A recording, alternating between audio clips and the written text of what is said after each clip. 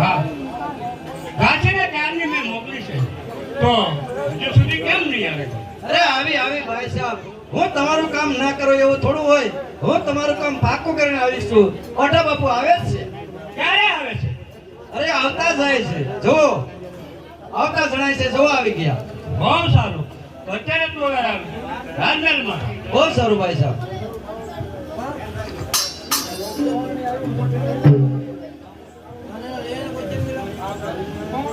હા મારા સમાન ભાભીને ઓઢાના પરણામ. આવો આવો વડા ધામ. હું આપની પ્રતીક્ષા કરતી હતી અને તમારી જ રાહ જોઈ રહી હતી. અત્યારે મને બોલાવવાનું કારણ? હા કારણ તો એક જ કે હું તમારી પાસે એક વચન માંગુ છું, તો મને આપશો ને? માગો ભાભી માગો. આપ મારા માત સમાન ભાભી છો, માટે ગમે તે માગી શકો છો ભાભી. હા વડા ધામ. તો ભંગર ભાગમાં થાય અને પુષ્પની ઉપર બેસે તો શું થાય? નહીં ભાભી, સંપન્ન પુષ્પ પર કદાપી પણ ભમર બેસે નહીં ભાભી.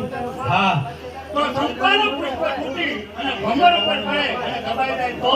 હા તો ભાભી આ કુદરતનો કાયદો ઊંધો ગણાય ભાભી. હા તો વડાધામ, હું તમારી પાસે પ્રેમની માંગણી કરું છું. અરે શું વાત કરો છો ભાભી? તોને માતા માતા સૌ માયરા અને શુદ્ધ બુદ્ધ તમારી ક્યાં ગઈ? અરે મારી ઠેકાણે જ છે વડાધામ. નાનકડા દિયર પર તો ના કાય દ્રષ્ટિ કેમ કરી? આ વડાધામ, હું જે માગું તે તમારે આપવું પડશે.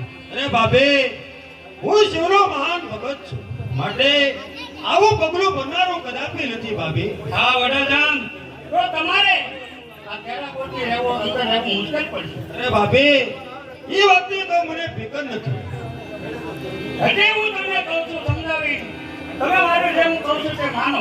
નહીં ભાભી, એવું હરામી કામ કરનારું કદાપી નથી ભાભી. અરે તમે માનો ને